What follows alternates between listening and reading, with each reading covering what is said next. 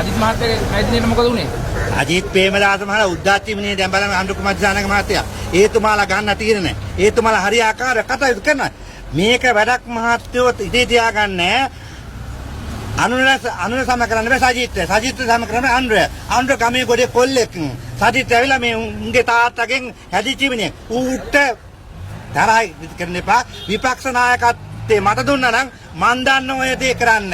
ඉතින් ඇත්ත වශයෙන්ම තෝත්ත බබාලට මේ රට ගියොත් එමේ තෝත්ත බබාලනවා. දැන් අනුර එක්කලත් අඩු අනුර කුමාර දිසානායක බලන්නකෝ.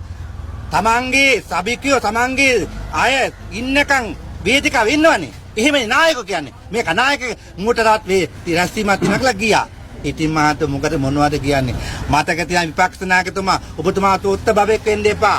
ඔබතුමා මතක තියාගන්න යන්නේ ජනතාවත් එක්ක බලය ගන්නම් ජනතාවත් එක්ක එකමුතුවේ මැරෙන්න හරි ඉන්න ඕනේ.